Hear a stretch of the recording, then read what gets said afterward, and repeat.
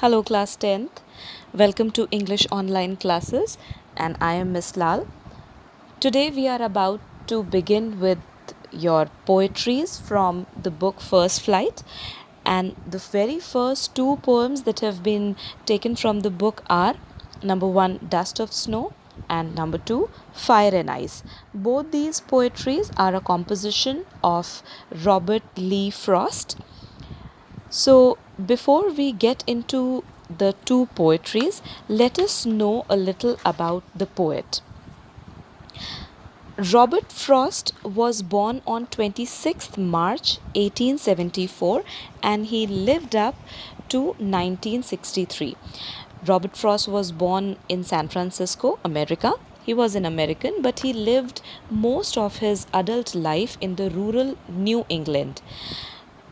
He writes in a very simple manner, but his writings are very insightful and they are mostly about the common topics of life, the ordinary experiences. But the magic which Robert Frost has in his writings, it is such that it makes any ordinary thing into extraordinary. Of course, unlike the other writers and poets of his time, who were the contemporaries, who were the modern writers or the modern poets, unlike them, Robert Frost was a very traditional poet. He used a rather more traditional pattern of verse. Now, when we talk about verses in rhymes, the stanzas are called verses also, and every verse either has a rhyming scheme or it does not have. Rhyming scheme is a pattern of arrangement of words which come at the last of each line in such a manner that these words coming in the end, they are either similar sounding. When they are similar sounding, it creates a pattern. For example, stood comes in the last of first line and would comes in the last of second line. So stood, would, could, should, words like this, I'm just taking these words for example, that if these words, now you see these are similar sounding, should, would, could, stood, and so on. If lines are ending by such words, now it is creating a rhythmic pattern, it is creating a rhyme, and this pattern that is taken by lines, you already know, comprises a rhyming scheme. So Robert Frost used this pattern of rhyming scheme in his poetries. However, the other poets of his time were either writing in new verse, which were not including a lot of rhyming words, or they were not using rhyming scheme at all. So in a verse, when rhyming scheme is not at all used, it is called as free verse. Now, Robert Frost's poetries often have a central theme of contrast between facts and fantasy, reality and imagination, pleasure and purpose, nature and civilization, country and city.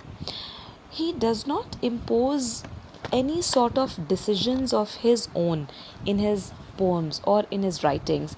Instead, he just gives an opportunity to the reader, or he gives an opportunity to the uh, chance of each side of the contrast for its result, for its reconciliation.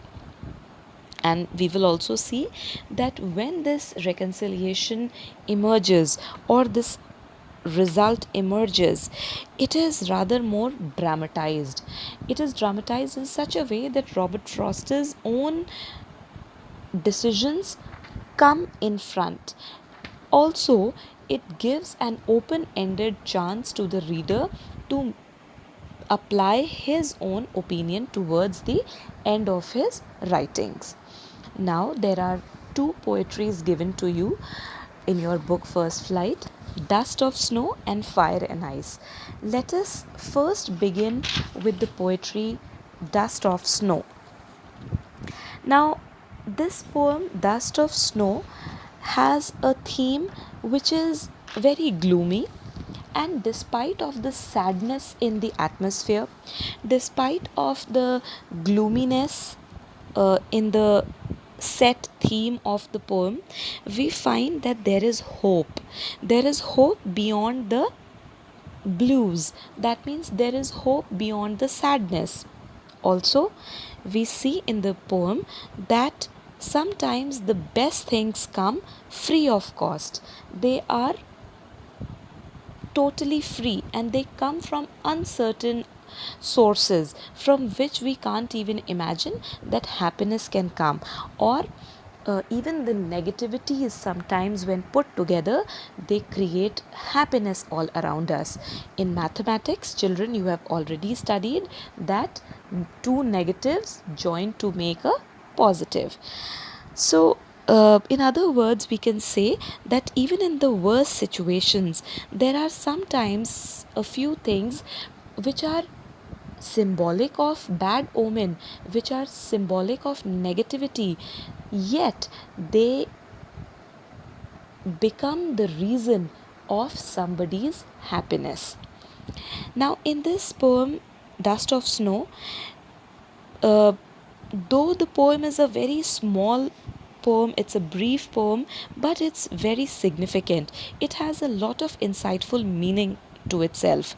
The poem stands for guiding a person who has lost all his hope and he is very sad. In this poem, we will see that the poet is standing under a tree, a hemlock tree. Now, this hemlock tree is also uh, signals to something which is negative, something which is not good. Why? Because hemlock tree is a poisonous tree, and when the poet stands underneath, it is all snowy all around, and the weather is sad, the weather is gloomy. The poet also seems to be unhappy, and when he happens to stand under the hemlock tree, a crow is found sitting on the branch of the tree, and what he does, he throws the dust of snow on perhaps the poet's shoulders. And even you see that the crow is also an object of bad omen. Even crows are not considered to be something very nice and those who give happy signals. No, a crow is considered to be negative. So, when a crow throws the dust of snow on the poet here becomes happy. His mood changes. So, the poem teaches us that we should not be desperate at all, because there is always an opportunity to change sad mood into happy mood. Now, let us begin with the line by line explanation of the poem. But before that, let me read the first stanza for you. The way a crow shook down on me the dust of snow from a hemlock tree has given my heart a change of mood and saved some part of a day I had rued. Now, this much portion, the way a crow shook down on me the dust of snow from a hemlock tree. Now, in this stanza, the poet is talking about a winter's day when all the tree tops were covered with snowflakes, or there must have been snowfall, and all the tops were covered with it. So, obviously, this poem has been set in the European region somewhere, and this hemlock tree is somewhat like a conifer tree, which is a conical tree, and it is usually found at the places where snowfall happens. So the poet tells that the way a crow shook on me, there was a crow sitting on the branch of this hemlock tree, and in the manner with which the crow threw some dust of snow on the poet from a hemlock tree. All this over here in this stanza of 4 lines, what is being shown to us at the moment? That it is full of negativity. The atmosphere is negative because it is snowfall all around. During snowfall, people don't go out of their houses. It is not a very enjoyable time. They rather like to sit inside their houses. The hemlock tree is also an object of negativity, and so is the crow. But this crow is doing something nice. It is being nice to the poet. It is throwing the dust of snow, and it is helping the mood of the poet change. So, hence, by the virtue of its name, this tree, the hemlock tree, was not one that one could associate with anything positive. Still, a crow alighted on the tree suddenly. A crow sat on the tree suddenly. And because of that sudden motion, because the crow moved or he alighted on the tree, there was a sudden motion. And what happened? It made the mass of snowflakes fall on the poet like a rain. The snowflakes were so light and minute that the poet thought they looked like white and very small, like dust particles, like immaculate dust particles. This shower of snowflakes from the hemlock tree is evident that the subject matter of the poem, since it touched the poet in some way. So, the snowflakes are evidently the subject matter. It is the dust of snow which is changing the mood of the poet. It is not the hemlock tree which is changing the mood of the poet. It is not the snowfall which is changing the mood of the poet. It is not even the crow, but the action of the crow, that the snowflakes fell upon the poet like rain. So it is the snowflakes that is making the mood of the poet change. In the next few lines, has given my heart a change of mood and saved some part of the day I had rued. So in these lines, poet wants to say that these snowflakes or the dust of snow which fell upon me like a rain from this hemlock tree, which were thrown upon me from the movement of a crow, what did they do? They changed my mood. And while changing my mood, they had saved some part of the day I had rued. Perhaps the poet has has got disturbed, or he himself disturbed his mood with some, maybe he must have fell in fight with somebody, or in any which manner he may have destroyed his day. Rude means to destroy. So whatever part of the day was left, this falling of the dust of snow made change in his mood, and the day was saved from getting more worse, or the day got saved from getting wasted with a bad mood. When the dust of snow fell upon the poet, his mood totally changed, and that is how the other part of his day, the remaining portion of the day, was saved from getting wasted. That is all in this poetry. And what we come to know about the poetry, or the summary of the poet, is that the poet explains to us exactly in what way the shower of snowflakes had an effect on him. He says that it changed his mood, that he is to say he has been in a sulken mood or in a depressing mood, and when the snowflakes fell upon him, he was gladdened in his heart, he became happy. In addition to this, there was another effect that the shower of snowflakes had on the poet. He says that the particular day was one that had not been looking forward to, and in fact it was not going to get well also. He was not very hopeful with that day. He was not having very promise of that day, that it will be a nicer day. But when the snowflakes fell upon him, there was entire change in not only the mood, but the whole remaining part of that day was also saved, and it got changed. So the poet decided in his mind that that particular day would not go waste any longer. However, the shower of dust, like the snow on his shoulder, it changed his mind, and it made him feel that the day had not been completely wasted. At least some part of the day had been pleasant, since it had given him a new experience that he could treasure. So that is all about the explanation of the poem. Let us now quickly come to the poetic devices. The poetic devices in this poem are, first of all, the rhyming scheme, which is A B A B. Now, you already know rhyming scheme is the pattern of arrangement of words, and when we see that the words like heart, part, they take the rhyming scheme A, but between the two similar sounding words heart and part, word like mood is coming. So heart takes rhyming scheme A, mood take rhyming scheme B, part also takes rhyming scheme A just like heart, so it becomes A B A.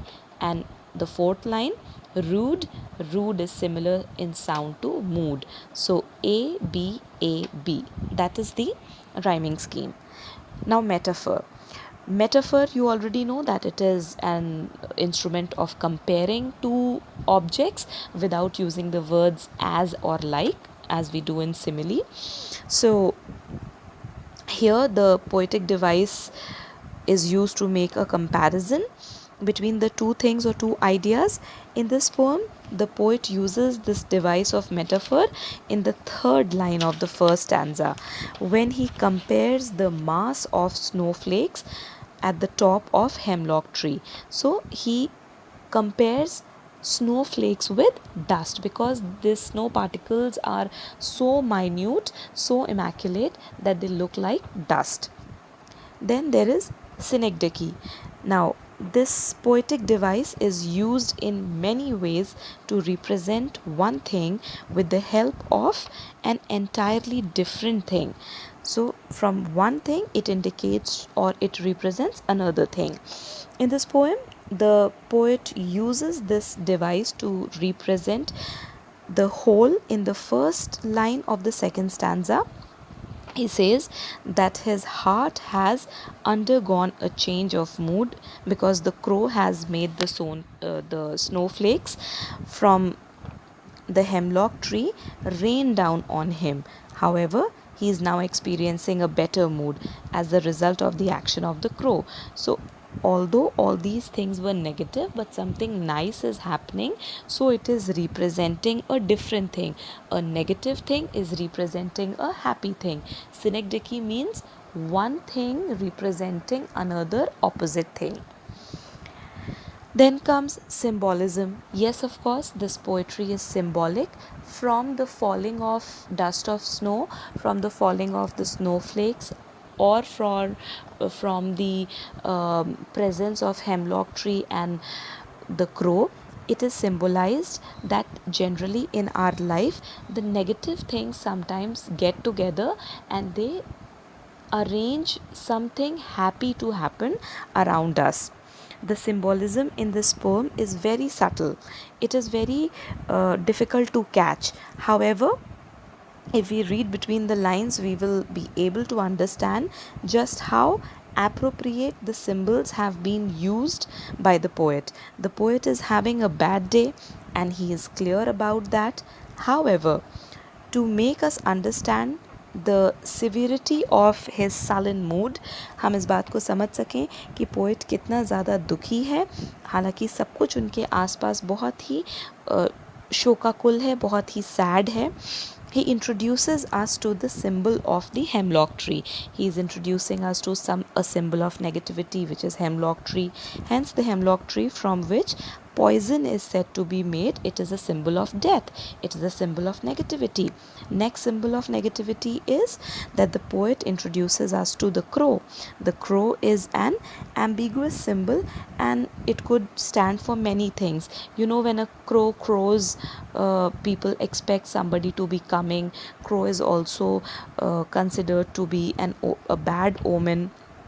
It is very ugly also, hence it could be another site for it can be another site to degrade the poet's mood once again. So all these things, when the poet is seeing, they are very depressing.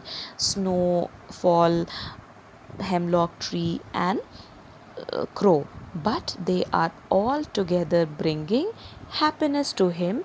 This is synecdoche. Every negative thing is coming together to bring something opposite, to bring something positive. This literary device is synecdoche. I hope you must have understood the poetic devices and the explanation of poem. Let us now quickly go on to the another poetry, again by Robert Frost, which is Fire and Ice. Now, the theme of fire and ice, from the words only you understand fire relates to something that indicates to desire, it indicates to passions, and ice is symbolic to something cold, cold heartedness, hatred towards one another. And altogether, this poetry, Fire and Ice, tells us that what is going to be the ultimate end of this world, how the world is going to end, what is going to cause the finish of the world. So, if we talk about the summary of this very small little poem of few lines,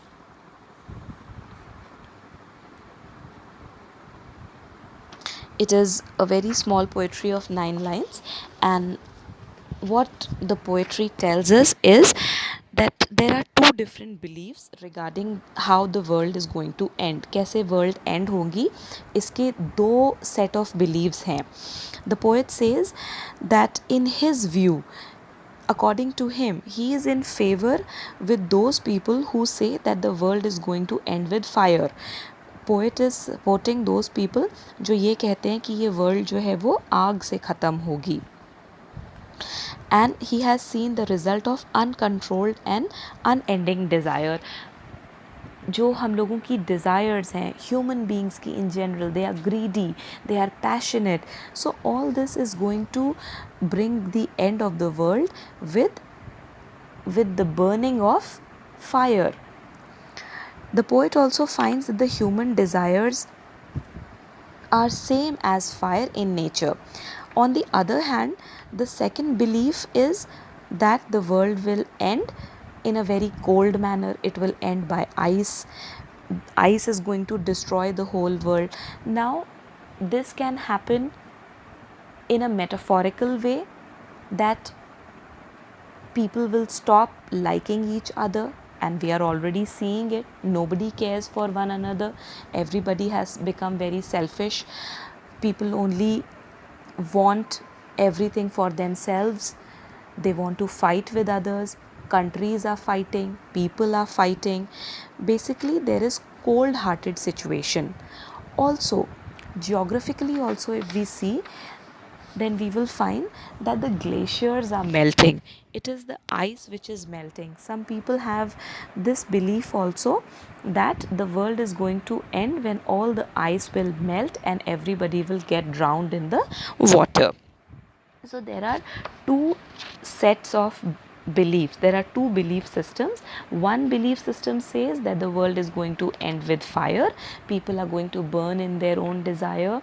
There will be so much greed in people's heart, and the other belief system says that the people will have hatred in their hearts for each other. There will be cruelty and insensitivity.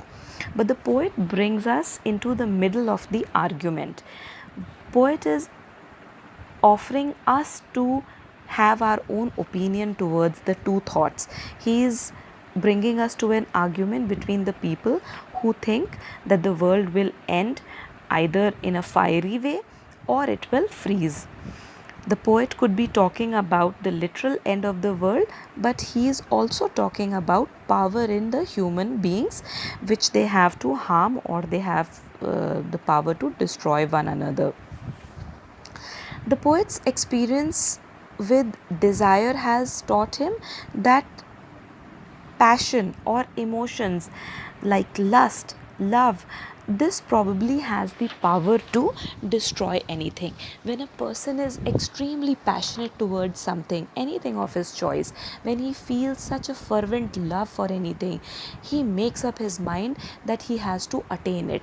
अगर कोई इंसान किसी चीज़ के लिए पागल हो जाता है कि ये मुझे अपने वश में करनी है, तो वो उसके लिए जी जान लगा देता है और दूसरे की हानि के बारे में भी नहीं सोचता। और यही बात पोएम में बताई गई है कि इंसान अंत के दिनों में इतना पैशनेट, इतना पागल हो जाएगा किसी भी सुख समृद्धि को हासिल करने के लिए या दुनिया की किसी भी चीज़ को हासिल करने के लिए, पैसे को हासिल करने के लिए, कि वो दूसरे के साथ कुछ भी बुरा कर सकता है. He can become a killer also. It may not have the same grandeur as a fireball, but it will be acting as a trick to destroy other people. And on the other hand, as we have just discussed, that ice symbolizes to the hatred feeling for each other. People will want to cut people down to death. They will become so cold hearted, they will not care of anybody's life, like we see countries fight between each other. One country fights with the other country, and all what they want is just power in their own hands. Now, if we go with the line by line explanation of the poem, we will find some say the world will end in fire, some say in ice. Here, the end of the world could mean apocalypse. Apocalypse is a word that tells the end of the earth, the doomsday, आखिरी दिन, जब सब कुछ पृथ्वी नष्ट हो जाएगी. जैसा कि हमारी रिलीजियस बुक बाइबल में बताया गया है कि एक दिन आएगा जब पृथ्वी पूरी तरह से नष्ट हो जाएगी, ये जलाई जाएगी, ख़त्म हो जाएगी, इसका कोई अवशेष नहीं बचेगा. It could be a celestial happening. ऐसा हो सकता है कि आसमान से आग गिराई जाए. ये तो एपोक्लिप्स की बात हुई. लेकिन पृथ्वी पर रहने वाले लोग क्या कर रहे हैं? They are making arrangements in order that all these things will fall in place. वो ऐसा कुछ कर रहे हैं अपनी कामों से, अपने पैशन से, अपनी हेटरेड से, कि ये जो अंत का दिन है, ये जो डूम्सडे है, ये बहुत जल्दी आ जाएगा. It could also be a natural calamity happening on earth itself. Volcanoes भी erupt हो सकते हैं, जंगलों में fire लग सकती है. You must have seen in the previous years 2019 and 20, the entire Amazon forest was burning with fire. So it can be an apocalypse also, a celestial happening. It can be a natural happening also, a natural calamity. And it can also be man-made destruction.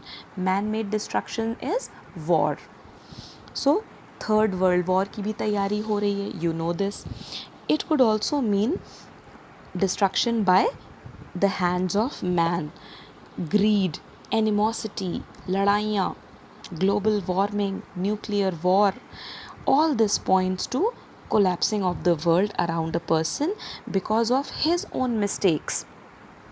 So the poet has demarcated, he has pointed out the reason of the destruction of earth in two major school of thoughts. One is in favor of fire and the other is in favor of ice. Now in the next few lines, what does the poet say? From what I have tasted of desire, I hold with those who favor fire. But if it had to perish twice. So he says, world is going to end in either of the two manners. Either it will end in fire or it will end by ice. But the poet supports those people who think that the world is going to end with fire. Why? Because he knows that the people are burning with desires. From the poet's own knowledge and experience, he has seen the havoc in the world, the destruction that a person can create, and it is in large number. So the poet agrees that the desire can be a cause of the destruction of this world. Fire is used in reference to the animal tendencies in us. Men are becoming like animals. Human beings are behaving like animals. They are not behaving like civilized and educated people, but they are running to bite each other, they are running to devour each other. All these emotions are associated with heat, with fire. Desire could mean ambitions, it can mean aspirations, greed, lust. So we commit mistakes, and our sin is, what is our sin? That we run behind desires. हम जो अपनी इच्छाओं के पीछे दौड़ते रहते हैं, ये है हमारी मिस्टेक, जो कि हमें ऐसा बना देती है कि हम दूसरे के संग गलत करते हैं. अपने संग तो हम बहुत अच्छा करना चाहते हैं, लेकिन दूसरे का बुरा करने की कॉस्ट पर भी हम हर एक दुनिया की अच्छी चीज़ें हासिल करना चाहते हैं. ये एक ह्यूमन का जनरल नेचर है, और ये एक बहुत गलत बात है. The poet is not supporting this, but he is supporting the thought कि अब जबकि ह्यूमन बीइंग्स में ऐसा नेचर आ गया है कि वो एक दूसरे को मार डालना चाहते हैं, तो ये वर्ल्ड जो है ये फायर से ही एंड होगी. The poet excessively emphasized upon the desires that the people have just to have their own pure joy and bliss. But in the last few lines, he says, I think I know enough of hate. लेकिन वो ये कहते हैं कि मैं जानता हूँ कि नफ़रत के बारे में तो मैं बहुत जानता हूँ. मेरे एक्सपीरियंसेस भी हैं लाइफ के ऐसे कि लोग एक दूसरे से नफ़रत करते हैं. बट जो डिस्ट्रक्शन है, to say that for destruction ice is also great. Ice भी काफ़ी है कि डिस्ट्रक्शन को कॉज करे. He says that people have become so cold hearted, there are wars all around, and people don't care about anyone, they just want to kill each other. You see that not only there are physical weapons for killing, now country like China is sending virus. There are viral weapons, there are bacterial weapons. At one time there was a disease by the name anthrax. So this anthrax was causing deaths, it was fatal. And this is how countries are just wanting to take superpower in the whole world. They want themselves to become the supreme power, and they just want to destroy others. There is cold heartedness, they don't want to feel love towards one another. There is no brotherhood. किसी कोई भी आपस में भाईचारा नहीं रखता. इतने संग दिल हो गए, इतने पत्थर दिल हो गए हैं लोग कि अपनी नफ़रत में एक दूसरे को मार डालना चाहते हैं, और इसी तरह से इस दुनिया को वे ख़त्म करना चाहते हैं अपनी नफ़रत से. हालांकि there is another aspect also of the destruction by ice, which I have already told you, that with the melting of glaciers, the ice is supposed to melt very fast and the earth will get sunk in its own water. So that is the explanation of this poem. And this is the last line, and would suffice. Now because the destruction by ice is so great, so it will suffice, it will just bring an end to the earth, or it will bring an end to the world. Let us quickly see the rhyming scheme or the poetic devices of this poem. The rhyming scheme is ABA, ABC, BCB in the entire poem, because the poem is very small. So the whole poem takes the rhyming scheme ABC, BCB. Now this poem is a comparison again. there is metaphor that ice symbolizes to desire and fire symbolizes to desire and ice symbolizes to hate. In the third line of the poem, the poet has simply implied metaphor into taste desire. There is antithesis also. Fire is the antithesis of ice, that means opposite. So antithesis is basically when you have some words of opposition in the poem, these are called antithesis. There is symbolism. Again, fire is symbolizing to desire, ice is symbolizing to cold heartedness. Then there is enjambment. Enjambment, you know that when between any two lines there is no punctuation mark, the literary device which is used is called enjambment. So that is all about the explanation and poetic devices of these two poetries. I'm sure you must have understood it well. Thank you.